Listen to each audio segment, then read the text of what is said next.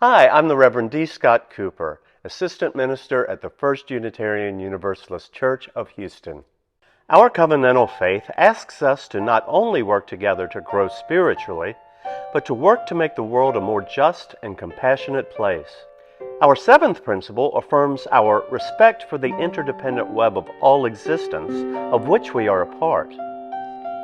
We are currently taking a look at animal welfare and its effects on the environment. After our vegan potluck on Friday, music duo Strands of Compassion will perform in the sanctuary. On Saturday, best-selling author Ed Winters will be speaking and hosting a Q&A. He is currently teaching a course on animal ethics at Harvard University. The vegan educator and public speaker is globally known for his viral debates and video essays. He has amassed almost 1.4 million followers across his social media platforms. Ed's book, Vegan Propaganda, is well-researched and accessible, and makes a compelling case for adopting a vegan lifestyle. On Sunday at 9:30 and 11:30, in my sermon titled Vegans and Others, I will be discussing animal welfare and the environment. Please plan to join us at First Unitarian Universalist Church of Houston at 5200 Fannin in the Museum District. We'll hand it over to you, Ed. We're so happy to have you here today. Yeah, and I'm so thrilled to be able to join you all, and I appreciate you granting me, part of your Saturday late afternoon, early evening. So thank you so much for taking the time out of your no doubt busy days, busy weekends, busy schedules to come and listen to me.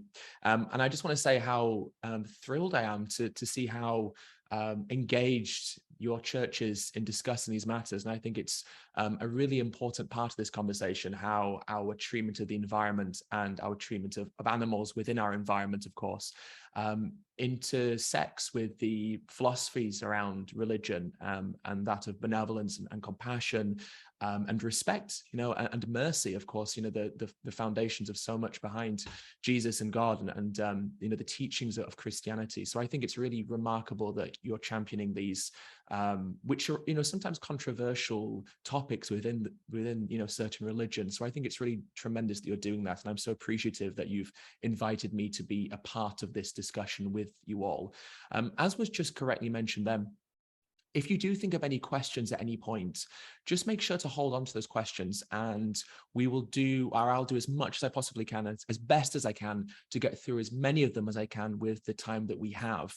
We're scheduled to finish 7:30 my time, which I believe is 6:30 your time. So what I'll do is I will talk till about 6 o'clock your time, and then that should give us a good amount of time for some good, hopefully, questions that we can delve into. Obviously, the topic of conversation for this evening is our impact on the environment, and in particular, our food choices when it comes to our impact on the environment.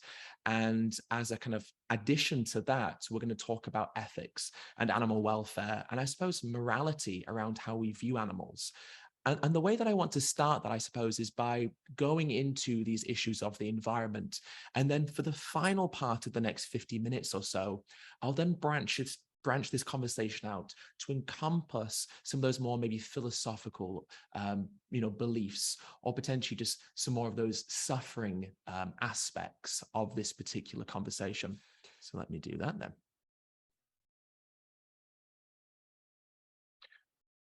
One thing that I think is important to mention as well is that everything I kind of reference in terms of, a scientific perspective, all of that information, I have a couple of resources and guides. And normally after a talk is finished, my assistant Tati, who I know has been in contact with some of you at the church, of course, will be able to email you those resources over.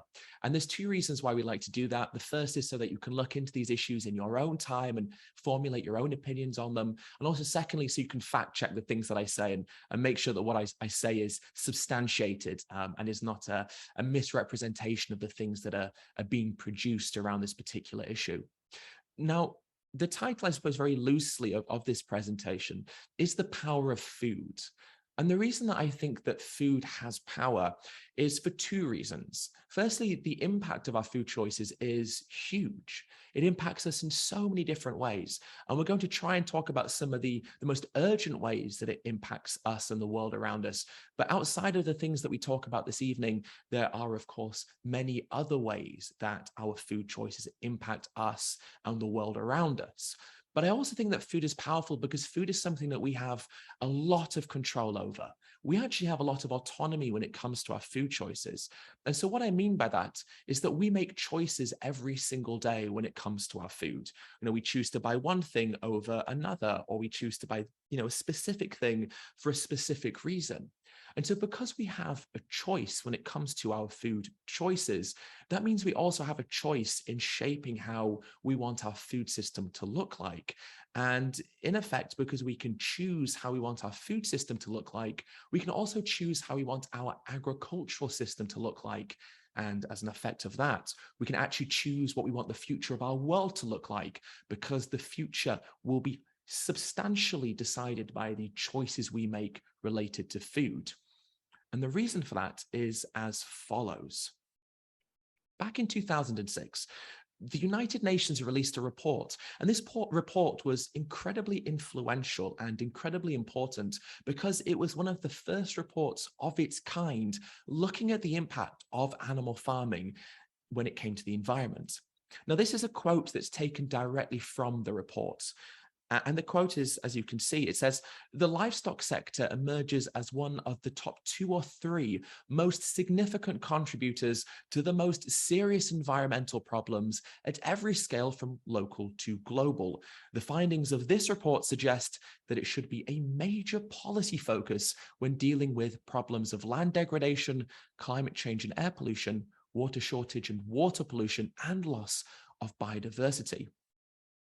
What's interesting about this quote is that phrasing "should be a major policy focus." Obviously, this was 16 years ago now, and we are all, intimately aware that in the environment in many ways has never been a major policy focus, but especially the environment in relation to food choices is as of yet far from being a major policy focus. Even the discussions that are taking place, in parliaments and governments, whether it be the US or the UK where I'm from, even though there are conversations about the environment taking place in these government institutions, the conversation around agriculture is still sorely missing. And we were warned about this as far away as 16 years ago. Then in 2010, the United Nations released another report. And in this report, they urged a global move to a meat and dairy-free diet because, as they said, it was necessary to save the world from the worst impacts of climate change. So we have been told by one of the most highly regarded institutions in the world, especially when it comes to the climate crisis, that food has to be a matter of priority. And yet still it hasn't, sadly enough. But I suppose the question is, why? Now, maybe we recognize that we should be looking at our food choices, but why? Now, like I said just a few minutes ago, there are many reasons why food impacts our environment. But with the time that we have today, I want to focus on 2 main environmental concerns. And then, like I said, branch out into some of the ethical concerns as well. And of course, I think, any conversation about the climate crisis has to talk about emissions, and a conversation about our food choices is ultimately no different. Let me press play so it'll come up as it should do. Back in 2019, a research report was released by the University of Oxford. And what this report was particularly interested in was looking at the impact of emissions from agriculture alone. So what they modeled is what would happen if emissions from every other sector except for agriculture were eliminated from that moment onwards. What would that look like? And alarmingly, what the modeling showed is that the emissions produced by agriculture alone would make it impossible to limit warming to 1.5 degrees Celsius and even make it difficult to not hit 2 degrees. Now, these thresholds are important because these are the thresholds that were identified as being particularly significant by the Paris Climate Agreement back in 2015. Now, the Paris Climate Agreement said that as a matter of almost necessity, we need to limit warming to 2 degrees because past that 2 degrees mark, we start to see serious environmental collapse and serious degradation that would be irreversible and very harmful. But actually, they said that from an aspirational perspective, we really ought to limit warming to 1.5 degrees because even after this threshold, we would start to see very serious problems. And unfortunately, agriculture alone will take us above the aspiration of 1.5 and might even make it difficult to not hit that 2 degrees where things would get very serious. So what we can see from this is that, well, agriculture has to be a part of this conversation. It's not even a question. It's something that we have no choice but to address. Why animal farming is the next part of this, I suppose. Well, the United Nations estimates that animal farming accounts for somewhere between 14.5 and 18% of total emissions. To give you a little bit of perspective on that, the exhausts of all transportation globally, this is all the planes, all the cars, all the trucks and the lorries, is responsible for around 14%. So animal farming is without doubt a serious contributor to the problem. But how can veganism help? I'm not going to cite too many different studies in tonight's presentation because it can be a little bit overwhelming to do so. But what I am going to cite is this one particular study especially. And this study is called Reducing Food's Environmental Impact Through Producers and Consumers. And the reason I want to highlight this particular study is because of what it achieved. The study was conducted by two researchers at the University of Oxford, two men called Joseph Paul and Thomas Nemesek. And what they did is they did a huge meta-analysis. A meta-analysis is basically an analysis of multiple studies. So it's where you compile the data of multiple studies and then you look at what's been shown by all of these different studies. It's a great way of pulling together all of the research and identifying what all of this research is showing. And so what they did is they analyzed a staggering 1,530 different studies. They looked at close to 40,000 farms in 119 countries around the world and analyzed the 40 major food products that represent approximately 90% of all that is eaten.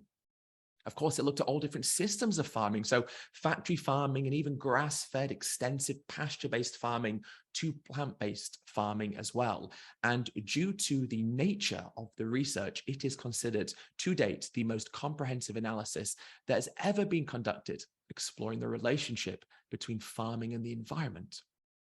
So they looked at emissions.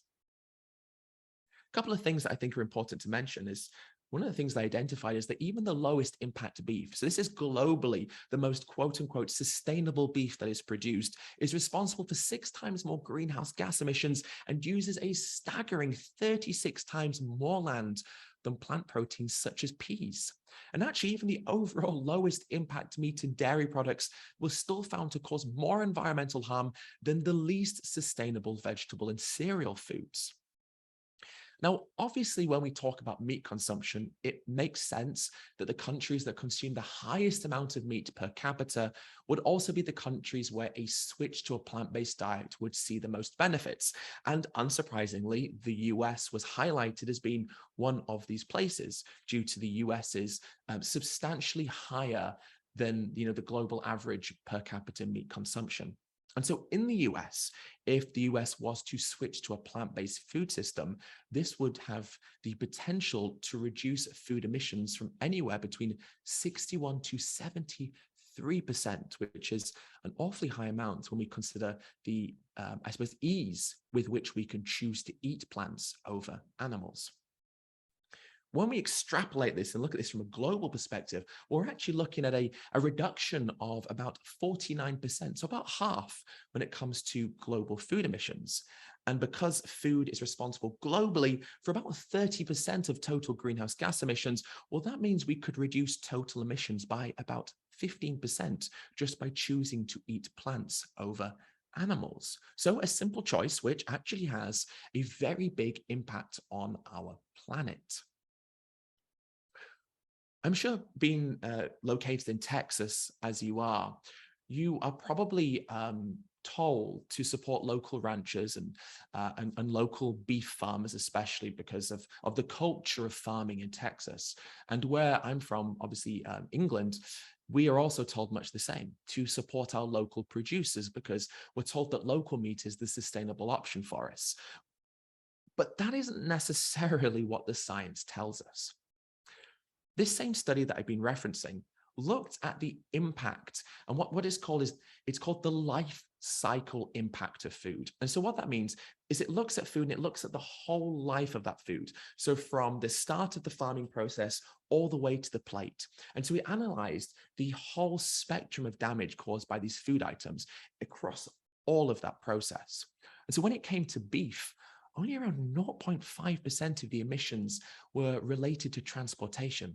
And for lamb, which is consumed much more in the UK, it's about 2%. And what they identified is that the issue of animal farming is the farming itself, not the transportation. This is a report from the EU, and there's a similar one about the US that I'll show in just a moment. This report on the EU showed that actually only about 6% of the total emissions related to diet in the EU were down to transportation, but a staggering 83% of emissions in the average diet came from the animal-based foods. And in the US, the climate impacts of food choices were analyzed, and food transport was shown to be responsible for about 5% of the emissions in the average US household. To apply some more robust numbers to that, this is about 0.4 tons of CO2 equivalent.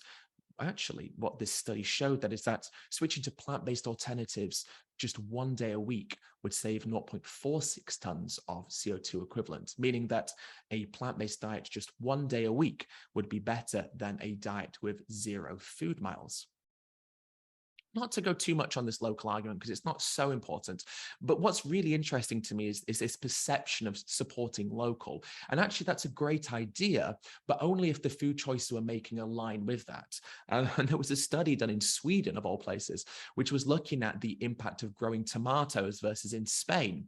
And what they found is that actually producing, if you live in Sweden, buying tomatoes in Spain is more sustainable because in Spain they can be grown using the natural climate, but in Sweden they can't, which means they're produced in greenhouses which require fossil fuels to heat. So look, this is not to say that food miles aren't important, but this idea that we should support our local ranchers or our local farmers doesn't actually align with the scientific literature, because what we eat is more important than simply the distance the foods have traveled, especially when those foods are more destructive, even if they are local to us. Let's move the conversation on a little bit and talk about one of the most important issues of this conversation. Now, obviously, when we talk about greenhouse gas emissions, we're talking about different types of gases. The main one that we talk about is carbon dioxide, and for obvious reason, it's the one that we're producing most of. But actually, when we talk about animal farming, one of the emissions, or one of the gases, I should say, that we're talking about in particular is methane. Now, methane is a particularly important greenhouse gas because actually when it's in our environment, it heats up the planet faster than carbon dioxide. It's called the global warming potential. And the global warming potential of methane compared to carbon dioxide can be as much as 86 times, which means that it's heating up the planet 86 times more than carbon dioxide. However, there is a silver lining to methane. There's something called half-life. Basically, the half-life of an element is the time that it takes for that element to break down. And so when methane is put into our atmosphere, it actually breaks down within about 10 to 20 years, which means that all the methane that's being produced right now won't be in our atmosphere in about 10 to 20 years' time. Now, this is really important because what it means is that if we stopped producing methane today, we'd actually start to see the benefits within only 1 to 2 decades. So we would actually start to see the effects of no longer producing methane, or at least reducing the production of methane in a very short space of time. Now, this is particularly important, of course, because time is one thing that we desperately need if we're actually going to combat the climate crisis that's beginning to unfold all around us. Back at the United Nations COP event last year, which was held in Glasgow in Scotland, methane was a big part of the conversation. And actually, the United Nations Environment Programme Executive Director said this during the event: "Cutting methane is the strongest lever that we have to slow climate change over the next 25 years and complements necessary efforts to reduce carbon dioxide." Now, the reason for this is because of what I just described. If we were to reduce methane today, we would start to slow down the rate of climate change or global warming instantly.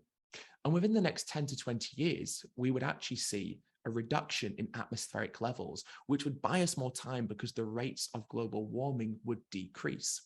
Now, the problem that we have now is that all the methane that's being produced is constantly being replaced. And we're actually expanding agriculture. There's more cattle being farmed than ever before, more sheep and goats being farmed than ever before. And agriculture as an industry globally is growing and expanding. And that's a really serious concern because that means that we're actually producing more and more methane. So atmospheric methane levels are increasing. So even though methane from 10 to 20 years ago is starting to reduce, that methane is simply being replaced. And actually the levels are continuing to grow because these industries are growing. But if we were to halt these industries, we would start to see real benefits very quickly. What's interesting is this phrasing. It would also complement necessary efforts to reduce carbon dioxide. And this is where the conversation changes and becomes about land use. I'll explain why in just a moment. I'll explain why land use is tied into emissions. But before I do, let me just outline some of the key facts when it comes to land use and farming. And again, this information is taken from that report that I've been citing, the most comprehensive one that's ever been conducted to date.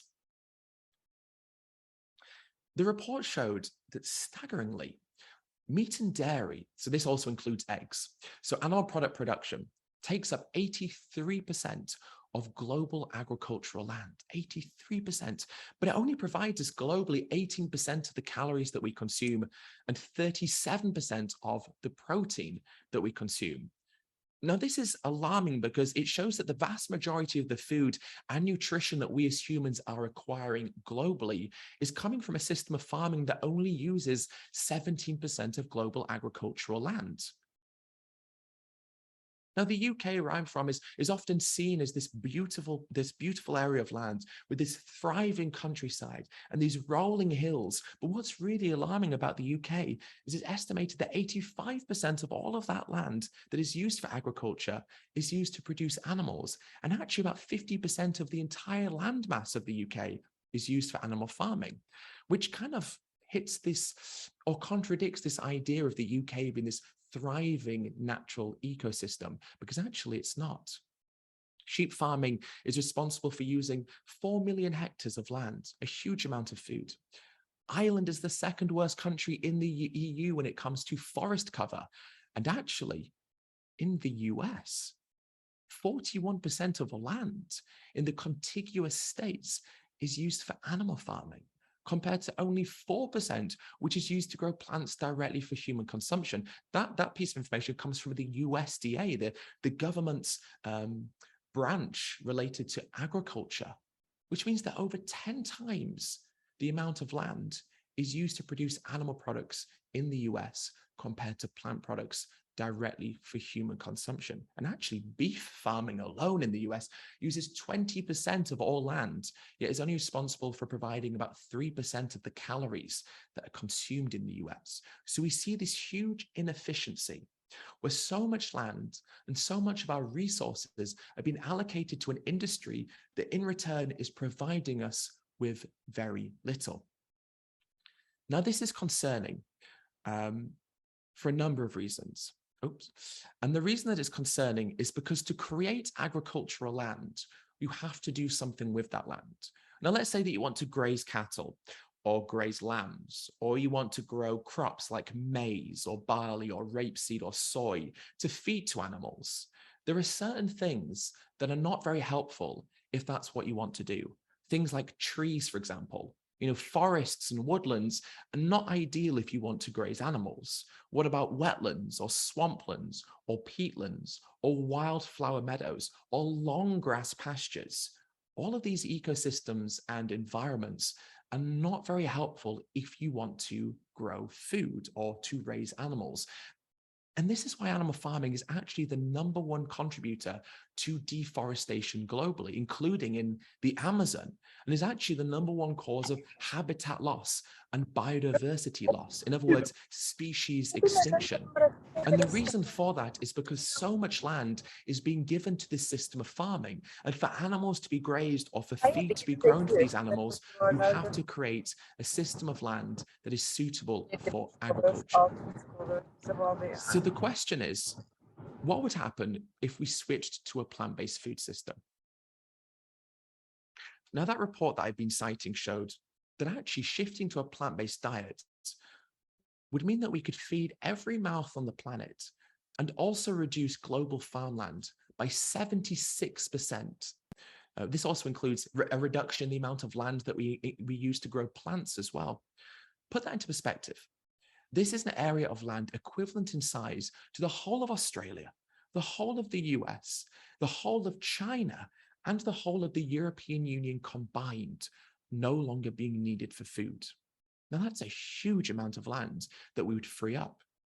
So what could we do with that land? There is this process called rewilding. Now, like I just explained, to create agricultural land, you have to destroy so much of nature to be able to make that land suitable for agriculture. But if we no longer needed that land for agriculture, well, we could do the opposite. We could return that land somewhat back to its natural state or its wild state. Rewilding is fundamentally creating forests and woodlands, wetlands and wildflower meadows and long grass meadows in these areas where they used to belong, but no longer belong because of animal farming. So we could take this system back to something like how it used to look. This is an interesting statistic about the UK, actually. It really blows my mind. There are more trees per hectare in some parts of inner London than there are in the UK countryside. I mean, to me, that's absolutely startling because, again, the UK is held up as being this very sustainable, this very green place. And we're told in the UK, and indeed globally, we hear this message that the UK is at the forefront of sustainability and at the forefront of sustainable farming. Yet actually 2 boroughs in London have more trees than the UK countryside. I mean, that is a startling figure. So let's say that we return animal farms back to nature. Now, the reason that United Nations quote said that it would actually help us in restoring, or should I say, reducing carbon dioxide levels in our environment is because vegetation does something remarkable. To grow plants like trees, carry out a process called photosynthesis. Now, photosynthesis is how plants grow. Now, obviously, life and organic matter is made of carbon. So when trees and plants grow, they carry out a process where they sequester carbon. Now, sequester basically means absorb. So they absorb carbon from the atmosphere. They then store that carbon in their trunks, in their branches, and in their roots, which dig down into the soils. And by doing that, they remove carbon from our atmosphere. And as a byproduct, they also produce oxygen. So if we rewilded these landscapes, we would be creating a form of land or a form of ecosystem that would not only improve biodiversity, but would also remove carbon from our atmosphere because of this process of photosynthesis. And in fact, it's reported that returning land no longer needed for agriculture in a plant-based food system back to nature would mean that we could sequester about 15% of the world's total greenhouse gas emissions. So that means that a plant-based diet, theoretically, would reduce total annual emissions by 15%, and then returning that land back to nature would mean that we could absorb another 15% of our total annual carbon emissions on top of that every single year. So a change in how we produce food and how we eat would have a huge impact on our environment. A different paper calculated that the amount of carbon that could be stored in recovering these ecosystems would be equivalent to about 16 years worth of the world's fossil fuel emissions. And on top of that, when we look at biodiversity, a review of evidence from over 100 different studies found that when livestock or animals who are being farmed are removed from these landscapes, the abundance and diversity of almost all groups of wild animals increases. The only category in which grazing animals increases certain animals is like dung beetles, for example, because there's so much manure. But when you remove animals from these ecosystems and rewild them, you see that there is an increase in mammals and birds and reptiles and insects. And of course, there are more fish in the rivers as well. So in other words, this is a win-win. We produce food, reduce land, and then return that land back to somewhat of a natural state, meaning we can draw down carbon and also increase biodiversity and provide more habitats for the creatures that we live alongside on this planet. There's more. What I would like to do with the last 20 minutes or so is somewhat go into a different part of this conversation. And to do that, I'm just actually going to cycle through to the end. There's a discussion about oceans as well, but in the interest of time, I want to move it on to the more, I suppose, ethical part of this conversation. I guess one of the things that is important is to discuss why it is that we care about the climate and why we care about our environment. And fundamentally, the reason that we care about our environment and the reason that we care about what it is that's happening to our environment is because we're talking about an issue that's going to affect people, affect humans and also non-human animals. And when I say affect, what I suppose I mean is that the climate crisis is going to increase harm, suffering, and death to humans. We can look around the world right now and see examples such as what happened in Pakistan recently with those devastating floods that have killed people and destroyed lives. Look at Hurricane Ian that's just caused so much destruction in Florida, particularly in, of course, Fort Myers. Hurricane Ian has caused so much harm to so many people and even caused death to people as well. And we know, of course, that the climate crisis and the destruction of our environment is only going to cause more hazardous weather conditions, whether that be a heat and droughts and food scarcity, whether that be hurricanes and tornadoes or storms, whether that be an abundance of rain that causes flooding. We know that what's going to happen if we don't change is not going to be good. And the reason that we care about the environment and we care about the climate crisis is because of what it means for all of us who will experience it. And I suppose by acknowledging that, we already recognize that issues of suffering and harm are important to us. And not only are important to us, but are a matter of urgency to us. If we think about the world that we want to exist in, and we think about this, I suppose, and we can use the word like utopia. You know, obviously creating utopia may be idealistic. It might not be possible to create a world that doesn't have any harm in it. But from an aspirational perspective, I'm sure what we can all agree on is that a world that seeks to get as close to this version of utopia is the world that we want to create. And so fundamentally, a world that seeks to create a more dignified and symbiotic relationship between us and those others who share this planet with us can only be a good thing. A world where we as a species learn to respect in more profound ways than we currently have. We learn to respect the beauty of the world around us and appreciate it, not because of what it can offer us from a profiteering perspective, but what it can offer us from the perspective of awe and appreciation and gratitude. And so when I think about veganism, I think about veganism not just as a way of living that can help combat or at least help reduce some of these environmental problems we're talking about, but also I view it as an issue of moral urgency. Because I think that what we do to animals who live alongside us on this planet is an issue of moral urgency.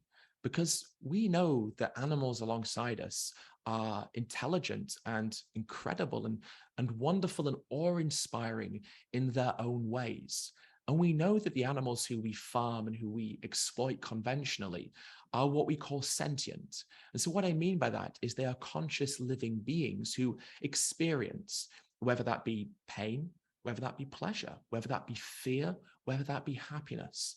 They can experience a broad range of feelings, sensations, and emotions. And we know that what we do to them contributes to an experience for them that is negative, an experience that causes them pain, that causes them harm, that causes them suffering, and ultimately that causes them death.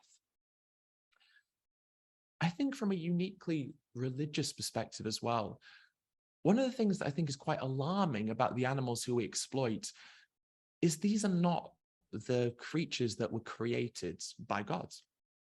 What I mean by that is the animals who we farm, we have carried out processes such as selective breeding onto them, where we have manipulated them genetically to make them grow bigger.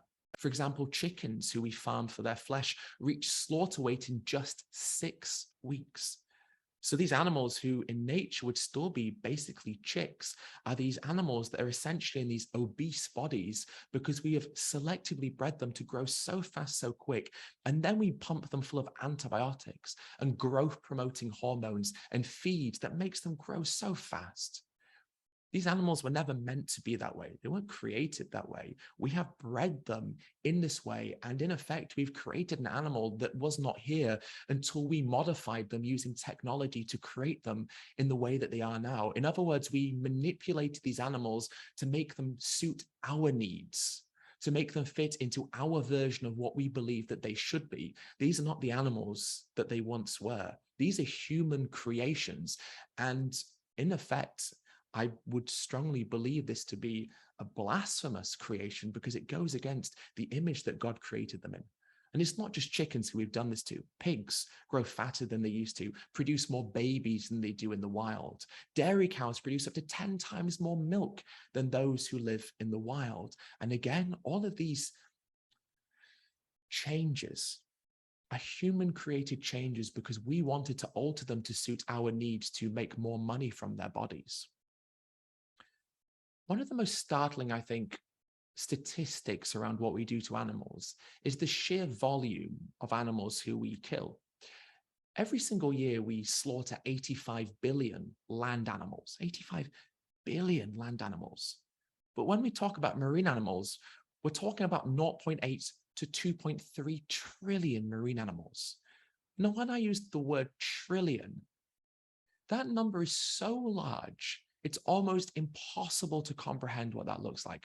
Imagine what 2.3 trillion animals would look like piled up in front of you. It's almost impossible to think about how big that number is because it's so abstract.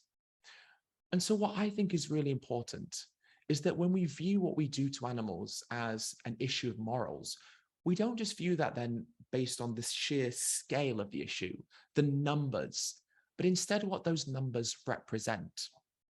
Now, when we think about ourselves and we think about what happens to us, we recognize that the experiences that we have are experiences that we have as individuals. And so what I mean by that is the life that we have, the experiences that we have, the way that we view the world around us, the way that those experiences impact us, the way that those experiences feel, are all experiences that we have based on our individuality. No, we exist within our own body. And so when something happens to us, we feel that subjectively. No, of course, we can suffer as a collective. We can share emotions as a collective. We can empathize with the experiences of others. But fundamentally, the experience that we have as an individual is the experience that we have as an individual. The reason I say this is because when we talk about what we do to animals, we're not talking about billions and trillions, not as an abstract number. What we're actually talking about is the experience of individuals. Now, when we think about an experience of suffering and harm, that experience is awful to think about for just one individual. But then when we recognize that the pain and suffering that an animal is enduring isn't isolated to just one individual animal, but is actually being inflicted upon trillions of animals every single year, just each year. When we recognize the scale and the magnitude of experience that is being felt by all of these individuals, to me, we can't help but view this as being a moral concern, because our food choices are impacting so many beings every single day, millions a day, trillions potentially even a year. When we think of animals, we sometimes think of animals in different ways. And so what I mean by that is, if we have a pet, let's say a dog or a cat, or a rabbit, or a gerbil, or a guinea pig, or a hamster, we recognize things about those animals. Let's say you have a dog. Your dog, if you have a dog or your cat, probably has likes and dislikes, things that make them unique. Maybe you have two dogs and you can see that those two dogs have different personalities. Maybe they enjoy different things. Maybe they have different types of behaviors. Maybe one is more playful than the other. Maybe one is more reserved than the other. Now, for me growing up, I wasn't raised with pets. I actually didn't go vegan until I was about 21 years old. So the first 2 decades of my life, I was not living in the way that I am now. And my family still aren't. So I wasn't raised with these values, far from it. And so for me, I was raised in an environment where eating these animal products was normal. And I wasn't raised with any animals to form a connection with. And actually, the first animal I ever welcomed into my home, if you like, was a hamster called Rupert the hamster. Now, Rupert the hamster was a very unusual hamster. And the reason I say that is because he surprised me. He didn't do things that I expected a hamster to do. For example, Rupert the hamster was I would believe quite a lazy hamster. And I don't say that in a negative way, because actually Rupert's quote unquote laziness is one of the things that really informed my decision making around how I view animals.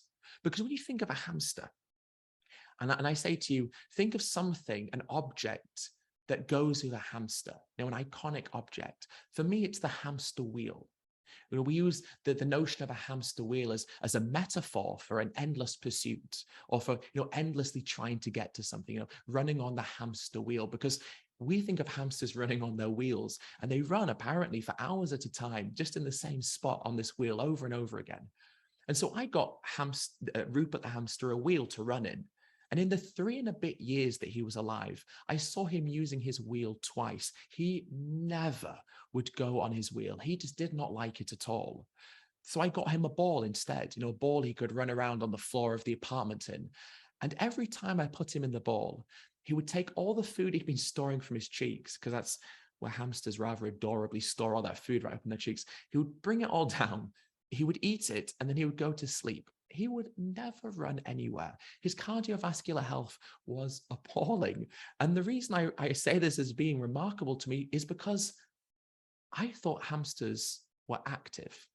I thought hamsters loved running on their wheels, but Rupert didn't. Now, I could have gone into the same pet shop, bought a different hamster, brought that hamster home, called them Rupert, and that Rupert the hamster might have loved running on their wheel, might have loved running in their ball. But the Rupert that I had didn't.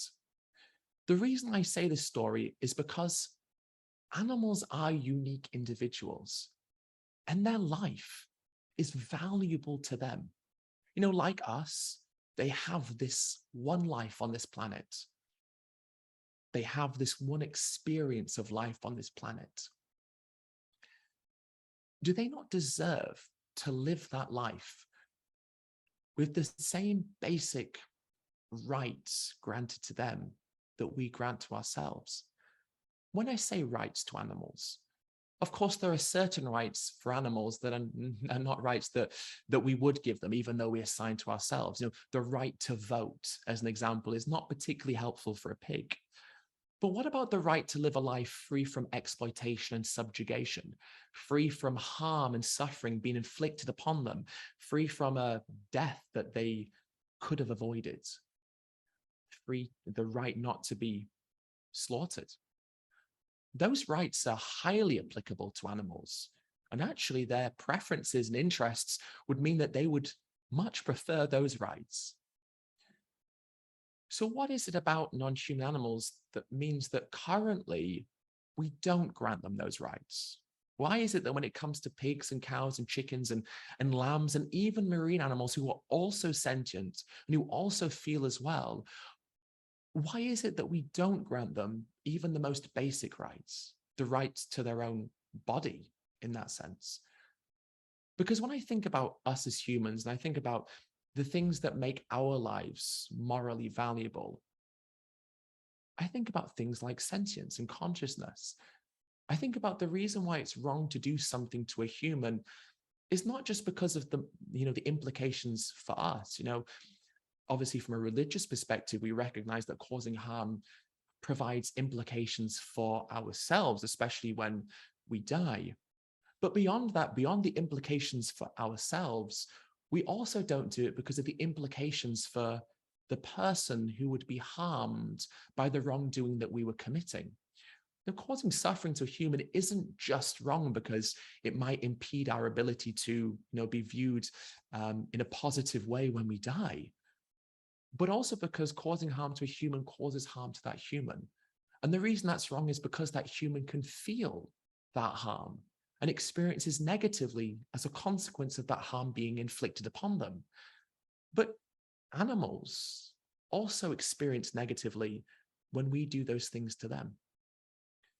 So why is it that we don't try to avoid causing harm and suffering and death to these animals? Why is it that we actually facilitate industries that exacerbate the problem? Because no other industries on the planet come even close to causing as much suffering, harm, and death as the animal farming industries do. No other industries violate the welfare of animals more than those that produce the food that we consume. When we think about our own personal morality towards animals, I'll ask you a couple of rhetorical questions. What do you think about animal cruelty? Do you think that animal cruelty is wrong? If so, how do you define that word cruelty? Now, if we open up a dictionary, obviously the objective definition of cruelty is to cause physical, psychological, or emotional harm to someone for a reason that is selfish or even nefarious. A bully is cruel because a bully uses their selfish motivation to cause physical, emotional, psychological harm towards someone else. Let's say that a dog is walking down the road. If someone was to kick that dog, would that constitute an act of cruelty? I believe that it would. I believe that most of us think that it would. In fact, we have laws, animal cruelty laws, that would say that kicking that dog is a form of animal cruelty. It is actually illegal as well as being immoral. But if we understand that kicking a dog is cruelty, then what does what we do to animals in farms constitute? In farms, we, like I say, selectively breed these animals, which causes their bodies to suffer. We forcibly impregnate animals in a multitude of disturbing and awful ways. We take their babies away from them. We mutilate animals in farms by chopping off their teeth, chopping off their tails, cutting out their teeth, branding them with hot irons, castrating them. We exploit them for their secretions, and then we ultimately slaughter them at a fraction of their lifespan. Beef cattle are killed at 12 to 20 24 months, but they can live for 20 to 25 years. If kicking a dog is an act of cruelty to an animal, then how can the things that we do to animals every single day not also be an act of cruelty, considering for the animal who is experiencing those behaviors, the experience of a pig or a cow or a chicken is much worse in a farm than the experience of the dog who is being killed, who is being kicked. Now, that's not to say that kicking a dog is morally okay. It's obviously morally repugnant. But if we recognize that that is morally repugnant, then how can what we pay for with our food choices not also constitute things that are morally wrong, and not also constitute things that should be defined as cruelty to animals?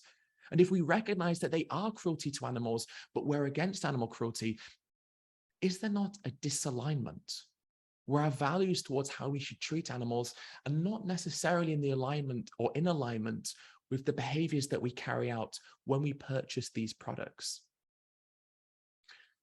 Rupert the hamster was influential in my decision to go vegan because he showed me that animals are worthy of consideration, that animals and their lives are valuable to them.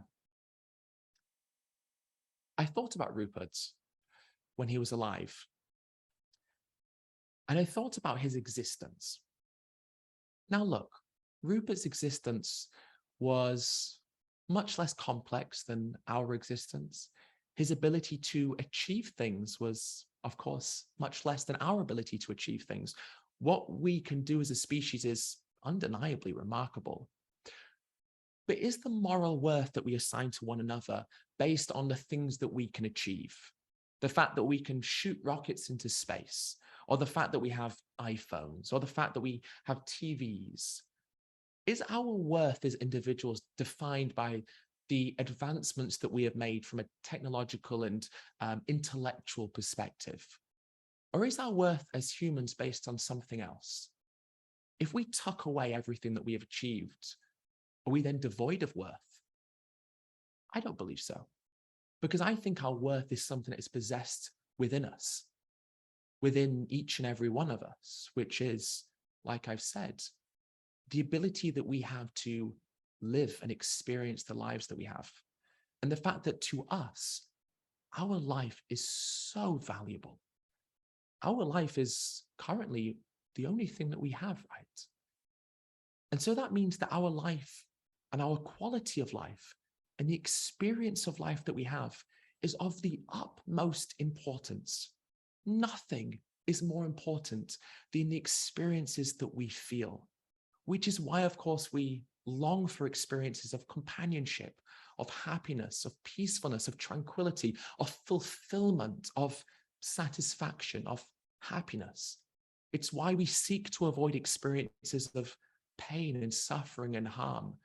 And it's why we recognize that causing those negative things to others is wrong. And so for the animals who share this planet with us, they can't achieve all the things that we can achieve. They're not as intellectually complex as how we are. But that's not what's relevant in deciding whether it's okay for us to exploit them and harm them. Because like us, their life is intrinsically valuable to them. Because like us, the thing that is of the utmost importance to them is the experiences that they have on this planet. And so if we recognize that, the question is, why would we cause these animals experiences that are undeniably harmful and bad for them when we have the choice every single day to not do that? Like I said right at the beginning, we have autonomy over our food choices. And like I said at the beginning, our food choices have a huge impact. And no one would feel the impact of our food choices, or no one does feel that impact more than the animals who are a fundamental part of the system of food production that we currently have. Now we've reached that hour mark where I said I would wrap up the talk and open this up to questions. And that's what I will do now. But I just want to end this by, I suppose, outlining what is there in front of us. Now, conversations around veganism can be opinionated, they can be challenging. I am also intimately aware myself that vegans can have a reputation for being somewhat argumentative, somewhat forceful even in their beliefs. And that's something that I would never wish to be myself, because the choices that we make are ultimately the choices that we make. And so what I mean by that is that when this session ends tonight, and after the wonderful sermons that will be taking place tomorrow, when they come to an end, the choices that we have are still the choices that we have. And how we decide to live is entirely on us to choose. We could still go into a supermarket and pick up a piece of steak or a piece of chicken or a piece of pig. We could still do that. And legally, there's nothing stopping us from doing it. But I hope that maybe the purpose of the past couple of days and the purpose of this discussion, which I'm so grateful is taking place within your community, the purpose of it is hopefully to give you that feeling within yourself that there is a motivation behind potentially choosing something different, behind maybe not picking up the piece of cow, pig, or chicken, and potentially picking up something that is derived from plants instead. Because when we have that choice in front of us, we have the choice between two products or two systems of food production. One system of food production increases environmental harm related to food production. One choice that we have increases the amount of suffering and death that is involved in our food production. That same choice also increases our risk of certain chronic health ailments like, heart disease and even certain forms of cancer. And actually that food choice also increases our risk of certain infectious diseases like bird flu and swine flu. But we also have another choice, and that other choice reduces the risk, severity, and creation of all of the things I just described. That other choice reduces the environmental impact on our planet. That other choice reduces the risk of infectious diseases and chronic diseases. And also importantly, that other choice reduces the suffering, harm, and death that is experienced by individuals who share this planet with us, individuals whose lives are important to them. And because those lives are important to them, I believe they should also be viewed as important to us as well. Thank you so much for listening. I really appreciate it. And I know there's a lot of information in there, and I know that it's hard to retain some of that information. So I'm really happy that this has been recorded, so you can revisit it in your own time if you would like to, of course. And also, like I said, there's a couple of guides and resources that I'll make sure are also able to be sent to you as well. So if you do want to do any further investigation on your own, or if you're interested in looking into some tips for going vegan or anything like that, I'll make sure there's some extra information provided. But I just want to say again, thank you so much for listening. I'm so grateful. And I'm really looking forward to taking your questions if you have any questions, of course. Hello, everyone. I'm Carol Burris, and I am helping with the Q&A. And thank you so much, Ed Winters. Really appreciate you and all of the research you've done and your presentation this evening. So I'm just asking if anybody would like to have a question. And I see that Ricardo's hand is up. Come on, Ricardo, go ahead. Hi, Ed. First of all, thank you very much. I turned vegan because of you like 2 years ago. So, wow. But everything started with climate change and health. I'm a researcher, but now I'm like, you make my point like about morality, animal cruelty, and this is going to be my question is about that, because my research is about like it's very cruel to animals. I have to inject mice. All my life has been on skills among to treat, like to put cancers in the mice. So everything that you told, like the last minutes, it was like very, very, very hard for me. So every time I have to work with that, I have to turn off my mind, kind of. Yeah. But now I'm trying a lot to switch to bioinformatics or diet, something like that. Do you have like some feedback because of that? Because really, every time I do that, like I feel hypocrite. You know? No, it's out of all of this conversation, the conversation around animal testing is by far the most challenging, and it's the most intellectually nuanced as well. It's easy when we talk about food and things like leather and fur, because there is no requirement for doing what we do to animals. It's all unnecessary. The argument for animal testing is a little bit more nuanced. Now, I personally believe that there isn't enough incentive to shift away from this model of scientific endeavor. And part of the reason why there has been a lack of push for it is because, a lot of these institutions and systems, they're really hard to change. When regulations get implemented and when the status quo becomes the status quo, it's really hard to encourage those within that system to move out of it. And so I think there's been a natural hesitancy within the medical community, especially, the vivisection community, to shift away from that. And there's also just not enough funding being allocated.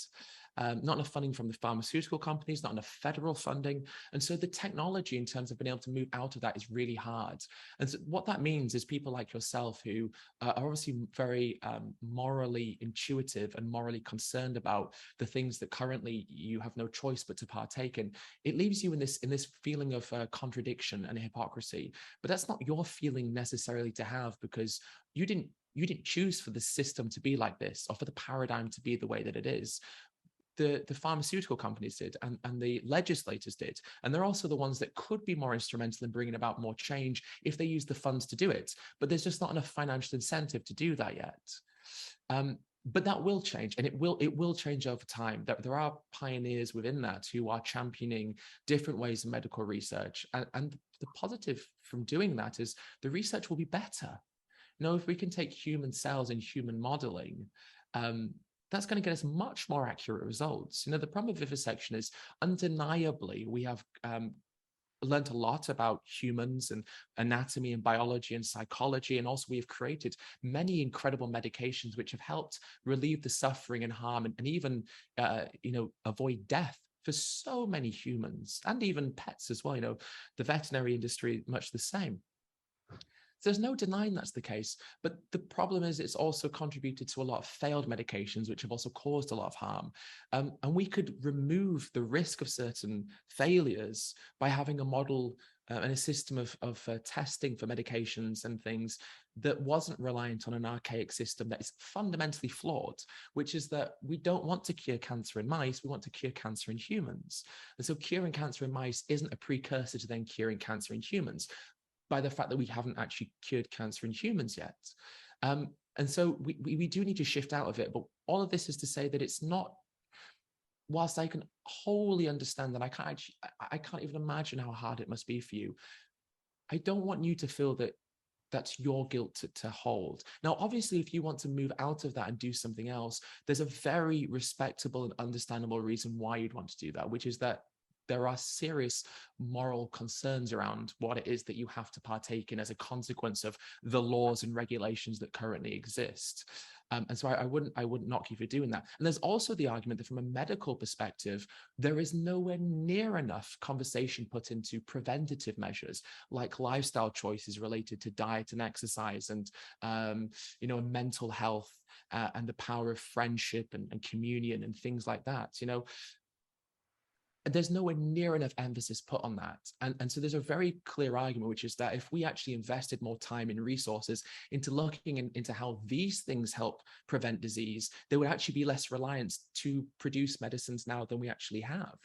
If people are eating whole food, plant-based, and we're taking care of their mental health, and we're fostering strong friendships and communions and such, a lot of chronic health diseases would be reduced as a consequence. Look, not eliminated. Medication's fantastic and has helped so many people. We need that as well. But it's just a shame that we're not applying at least an equal amount of interest into not alternatives, but preventative measures as well, like lifestyle choices. Although that is, of course, changing as well. all of this is to say that it's the most intellectually challenging and nuanced aspect. What, how do we rank that? Is the violation of an animal's autonomy more or less important than the medication that can save countless people's lives? And if so, how many lives of animals is it worth to harm and exploit? And how many human lives need to be saved to make that a morally okay thing? It's, how do we even quantify such things, So basically, the reason I talk in depth about morality and ethics is because animal suffering is intrinsically linked with choices that we have control over. But currently, researchers and people within your field of work don't have the luxury of choice yet. And that's not your fault necessarily. Well, I would say not your fault at all. It's the fault of those who are making the rules, and they haven't changed. So one thing you could do is look to find people who are also in agreement with you. Create kind of pressure campaigns. There's a really great organization in the US called the Physicians for Responsible Health, the committee, PCRM, the Physicians Committee for Responsible Medicine. That's the one. And they do a lot of work about vivisection, animal testing, and how to shift out of that. So it might be about finding organizations and communities that are in alignment with you, and then actually using your position as an insider almost to then influence change from within. So I think just find ways that you can be a part of that change as well. And over time, hopefully you will be able to do something that's really important without having to feel like you're, challenging yourself each time. It's hard though. I actually can't imagine how hard it is because I don't do it. So, I appreciate your honesty in discussing that. And I hope that there's something that can be done about it soon, of course. For sure. Thank you very much.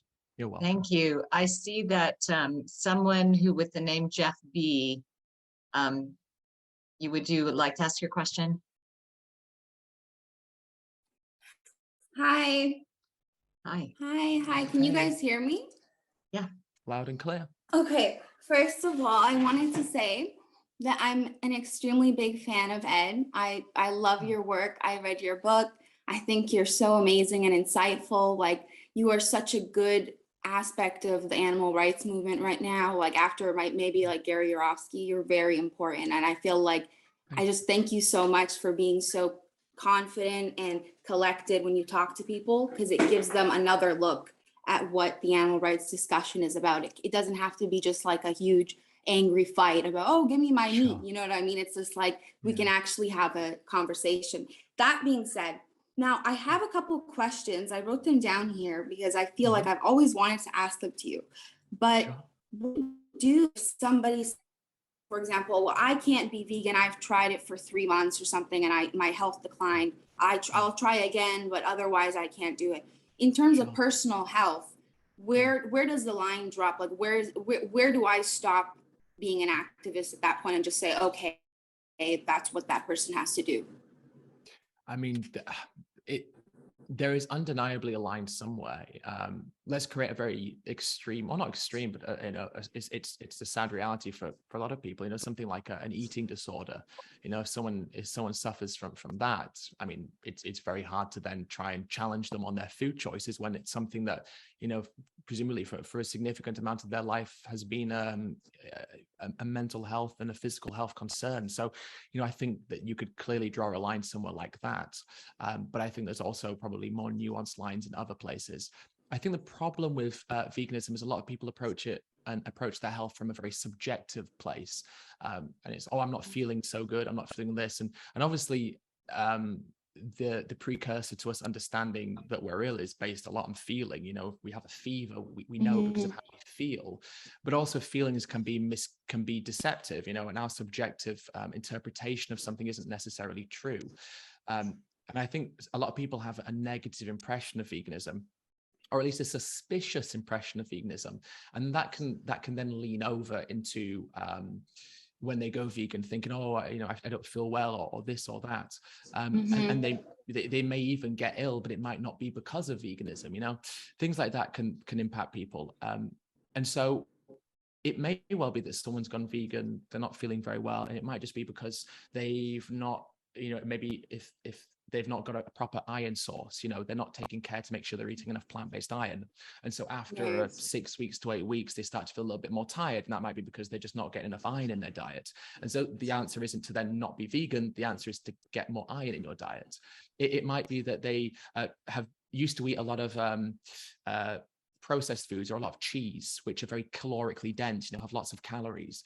They stop that and start eating a lot of quinoa or a lot of or rice and things like that, or vegetables, and they have less calories in them. So they're now eating less calories than they need to, so they don't feel as full. And the answer to that is just to eat some more calories. So people sometimes go into it and they might not be as informed as they should be.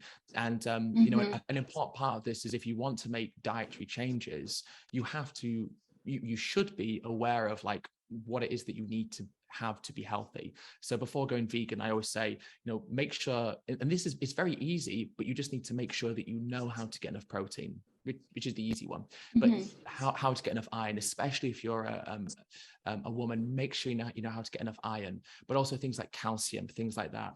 Just spend, half an hour, 30 minutes to an hour or something. Look into it, find some good plant-based sources of these foods, and then just make sure that you're incorporating them into your daily diet or so. And a lot of people don't do that. When I first went vegan, I was like, right, animals, I've got to go vegan. And I went vegan and I was just started eating a lot of vegetables, and I started going, oh, why don't I feel full? And it's because I'd gone from eating Domino's pizza and fried chicken a few times a week to eating lots of vegetables. And obviously my body isn't going to feel as full if I'm going from greasy fried food to sauteed vegetables. There's definitely, a disparity there. So I just had to be aware of that and adjust things slightly to make sure that I was getting everything I needed. So in terms of the question of where that line is apart from the real obvious stuff, it's very hard to know. But when people say I did it for this long and I just went back, I always take that with a little bit of a grain of salt, because even if it is that you were deficient in something, the answer isn't to no longer be vegan. The answer is just to eat more of the thing that will give you the nutrient that you're a little bit deficient in, so just adjust things. If someone eats meat and then doesn't feel very well, they don't stop eating meat because of that necessarily. They'll just they'll change their diet slightly. So that's what I would say.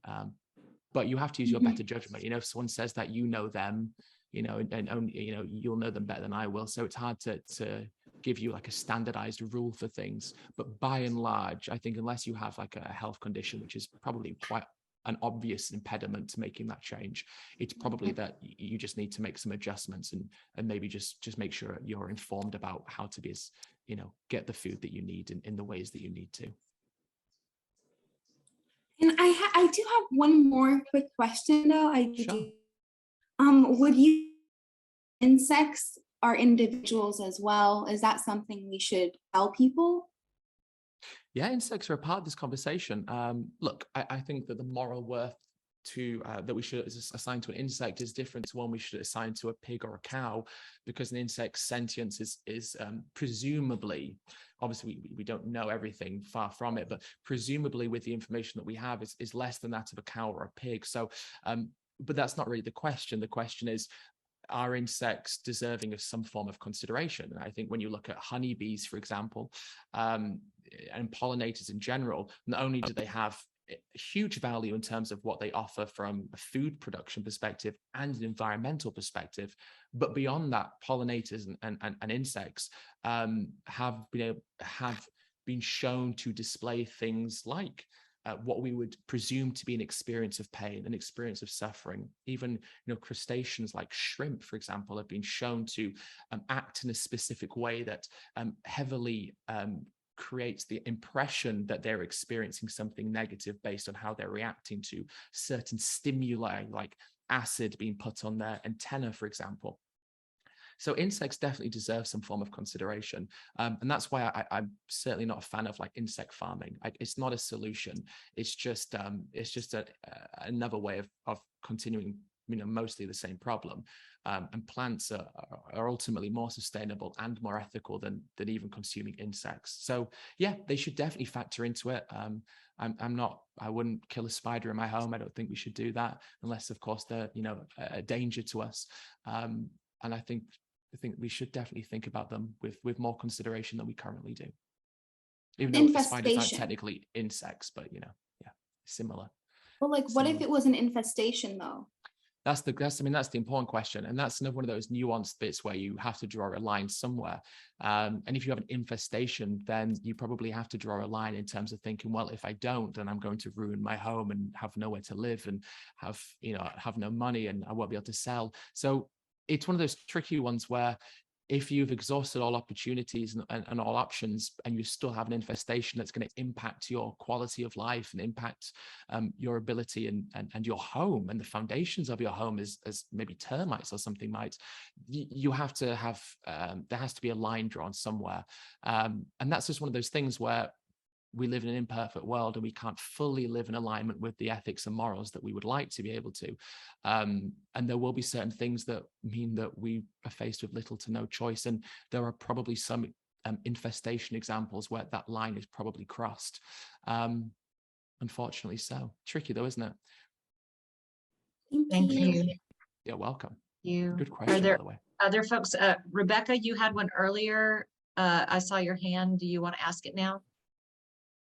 Sure. Thank you. Hi, everyone. And Ed, thank you so much for just how well you explain everything, especially the last part of your talk is just like everything I want to tell people when they ask me why I'm vegan. You just explain it so well. I know you had to kind of skip past the part of your presentation about the ocean. Yeah. And I would love to just hear you sum up because I think that's so important. Just a couple of the points, because so many people ask, well, what about fish? And I think like the environmental impact can be something that can really sway some people. So. Yeah, I mean, there's a part of the presentation, a couple of slides about the oceans, because as you rightly say, the oceans are often overlooked, and clearly I didn't prioritize them in my own presentation tonight just because of the time that we had and my desire to move on to some of the more ethical considerations.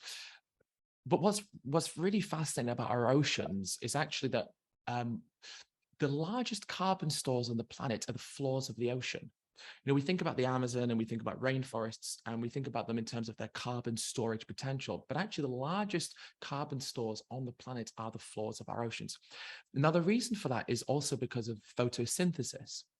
But in our oceans, what we have are what are called marine phytoplankton. And marine phytoplankton are fundamentally tiny microscopic algae. And because they're plants, they also grow using photosynthesis. So they sequester carbon. Now, in the oceans, what happens is, obviously, that marine phytoplankton will be consumed by a marine animal. And then that marine animal is probably consumed by a bigger marine animal. And that marine animal is probably consumed by a bigger marine animal. And it goes up the food chain. And what you have is the carbon that's been sequestered is then accumulated and stored in the fish who's consumed the smaller fish all the way down to the marine phytoplankton. So carbon gets stored in these fish or in these marine animals all the way up the food chain. Now, on land, when an animal dies, they normally die, of course, above ground. So as they decompose, some of that carbon is stored in the soils or on the land where they've died. But then a lot of that carbon is also returned into the atmosphere. Humans are different because we normally bury ourselves or turn ourselves into ashes or whatever it may be. But in the oceans, when marine animals die, they sink. So what happens is as they sink, they might get nibbled at by other animals on the way down, and that carbon that's been eaten from their bodies will then be stored in those fish. But then whatever is left of them reaches the floor of the seabed or the ocean bed. And as they decompose, that carbon is then stored in the floors of the ocean. And so this is why the ocean floors are the biggest carbon stores on the planet. Now, obviously, like I said, currently we remove up to 2.3 trillion marine animals every single year. Now, that means that carbon that's been stored in those animals is no longer being stored in the oceans. It's actually being taken above ground. So we're actually removing carbon from our oceans, and then that's been taken back up into the atmosphere and is not being stored into our oceans. So we're actually missing a trick, which is that the more animals we have in the oceans, the more carbon can be stored in our ocean floors and taken from the atmosphere. And what's really remarkable, actually, is when you look at the aviation industry, So what I mean by that is every flight, so every passenger flight and every freight flight, so every transport flight, cargo flight, globally, the aviation industry is responsible for about 2 to 3% of total global warming. So it's actually much smaller than many other industries. Now, that's not to say that flying isn't a problem. It is, especially in the US, where disproportionately that percentage is higher because there's so much domestic flights. You know, the US is so big, right? And you have very poor train infrastructure, sadly enough. And so people are reliant on driving and also flying to get to many places. So actually that percentage in the US is a lot higher. I think it's more about closer to 10%, although I'm not 100% sure on that. But anyway, globally about 2 to 3%. Now, if we take the fishing industry, and we take a method of fishing which is called bottom trawling. And bottom trawling is this method of fishing where huge heavy-weighted nets are put to the floor of the water that's been fished, and they're then dragged across the floor of the water. Now, these fishing nets will catch every single life form that's caught in them. So they're indiscriminate. You know, regardless of whether we want to catch that fish will be caught because of the way these nets are dragged across the floor. Awful, awful thing. But they also displace the floor of the ocean. And because they do that, this floor of the ocean is then caught up in these nets as well, and is then pulled up out of the ocean. And so actually, this method of fishing, bottom trawling, has been shown to produce more emissions or to create more carbon in our atmosphere because of the displacement and then the pulling up of the floor of the ocean than the entire aviation industry, which is, I mean, that's crazy. Just one method of fishing alone is responsible for putting more carbon in our atmosphere than all of the flights around the world. Why? We just don't hear about this. And that's because of the displacement of the largest carbon stores on our planet. So here's the thing. If we have more animals in our oceans, animals produce something which is important for fertilization in our oceans. Now, we use animal manure right now to fertilize many of our crops. And that's because we have so much of it, because we have 85 billion land animals producing manure. And also manure has things like nitrogen and phosphorus in it, which are great for fertilizing plants. But the feces that animals produce in the oceans is also rich in nitrogen and phosphorus and iron. And this fertilizes the oceans. So the more marine animals we have in our oceans, the more manure that's been produced, the more fertilization, which means the more marine phytoplankton, and the more marine phytoplankton, the more carbon gets stored in our oceans, and as a consequence, stored in the floors of the ocean, which means carbon no longer in our atmosphere. And the IMF actually estimates that if we increased marine phytoplankton levels by just 1%, it would be the equivalent of planting 2 billion mature trees. Just 1% equals 2 billion mature trees. And if we restored natural or large whale populations, so just large whales, if we restored their population sizes, and by restore, all we have to do is nothing, just leave them alone, not fish them, not hunt them. If we just left whales alone in the ocean and allowed their populations to restore, large whales on their own would store the equivalent amount of carbon that is stored in the Rocky Mountain National Park, just the whales. Now imagine what we could achieve if we left fish in the ocean, didn't pull them out, and allowed their populations to increase, because we've decimated our oceans. You know, I'll give you a couple of quick figures. The number of overfished species has increased threefold in the past 40 years alone, and 90% of the world's fisheries are either overexploited or fully exploited. And look, nearly 1/3 of edible fish and seafood species have declined by 90%. So if we were to return our oceans back to the way that they used to be before we began fishing and pillaging them, we would have an incredible opportunity to not only create a more diverse ecosystem within our oceans, but store huge amounts of carbon. So imagine if we returned all that land that we use for farming back to nature, like I mentioned in the actual presentation, that's 15% of emissions globally, right? That could be sequestered. Because we're no longer producing animals and just eating plants, we've also reduced the amount of emissions we produce by 15%. And now let's say that we optimize the potential of the largest carbon stores on our planet. Well, unfortunately, I don't have a percentage for what that would include. But if we think that just returning agricultural lands back to nature would allow us to sequester 15% of total emissions, imagine what we could do if we allowed ourselves to optimize the potential of the largest carbon stores that currently exist on our planet. The potential is incredible, but only if we leave our oceans alone. And the biggest destroyer of our oceans is by far the fishing industry.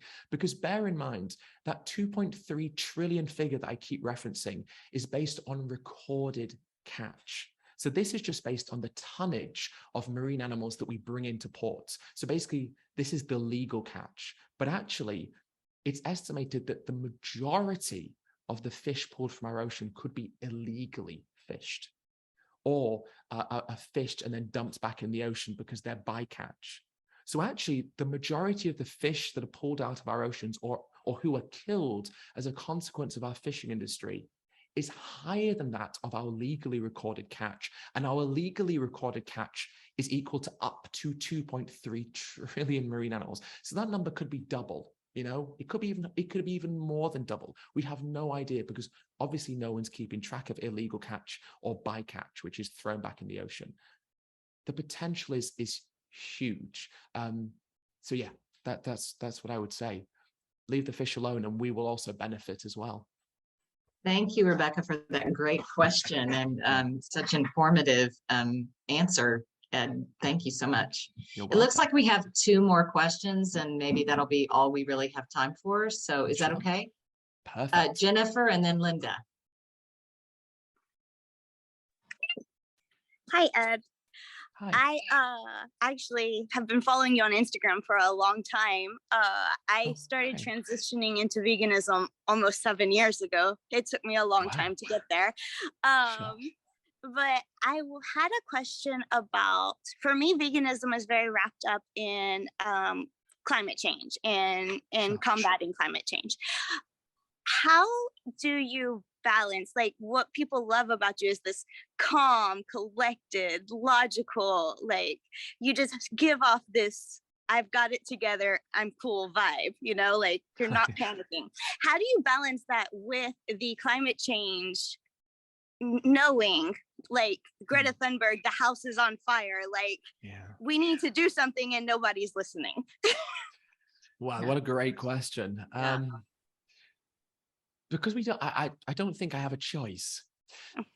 If I sit and I think about everything that's happening to humans, to animals, to our planet, and I really think about it, it is overwhelming. It's so frightening. And the anxiety that it can cause is overwhelming, and it's stifling.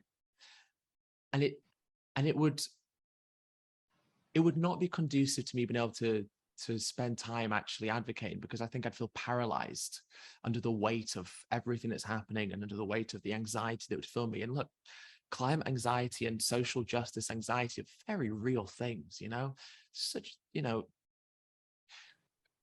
it's really important that we know what's happening, but it's also really important that we can get a little bit of distance from that realization, because without it, we're just going to burn out so quickly. And unfortunately, whilst it shouldn't be this way,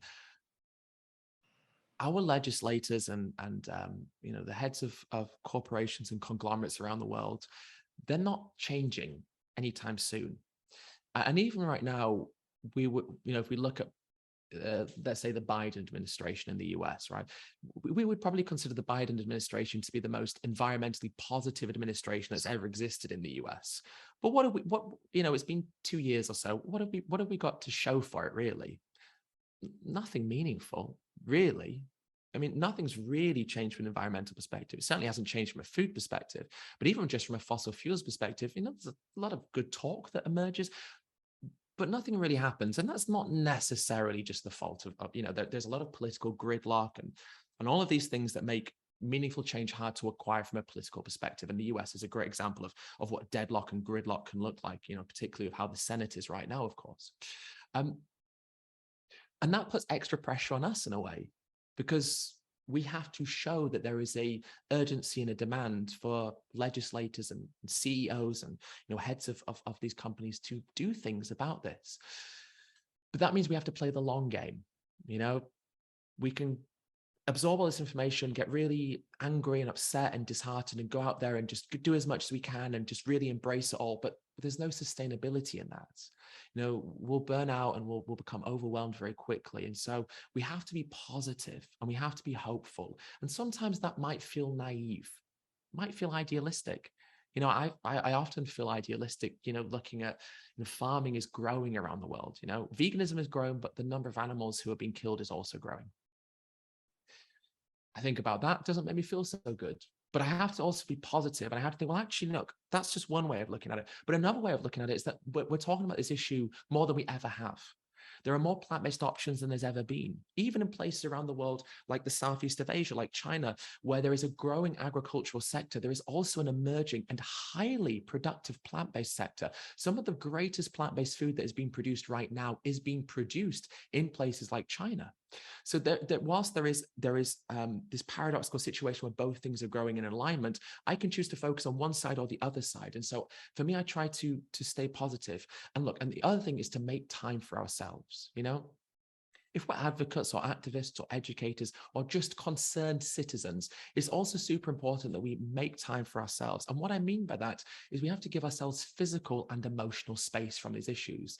Physical space, and what I mean by that is a space away from engaging in certain conversations. You know, maybe, you know, we have conversations with our family members and they end up in arguments. Well, maybe we give ourselves physical space and we allow ourselves to be with our family members, but not talk about these issues. Enjoy their company without feeling guilty about the fact that we're not, you know, challenging them on not caring about certain things. Perhaps the physical space is that we don't go to a certain event because it won't be good for us, mental health speaking, but also emotional space. And so what I mean by that is giving ourselves time to do things that we enjoy. You know, for me, and maybe this is the same for you, veganism is a massive part of my identity. I live and breathe it every day.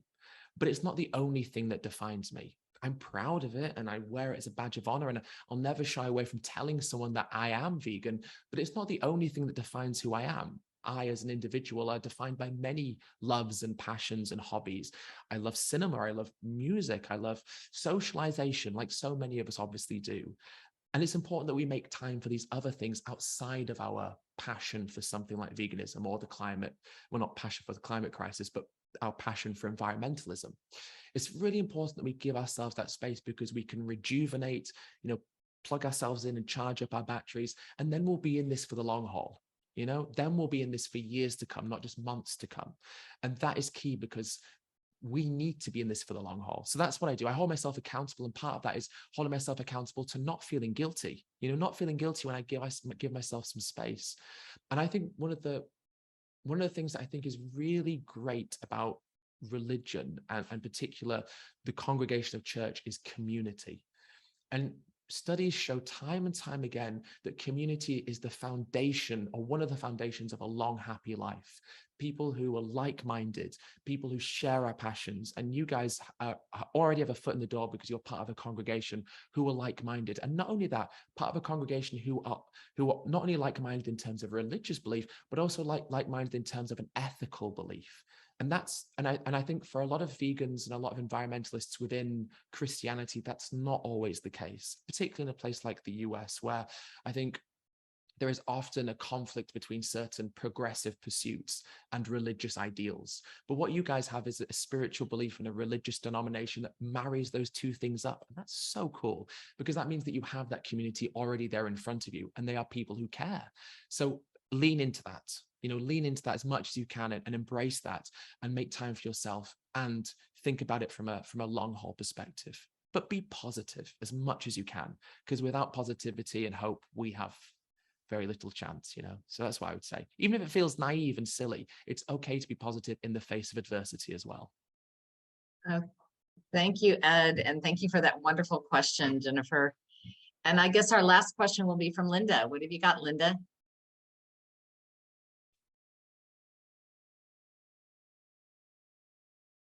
Trying to get unmuted. There she goes.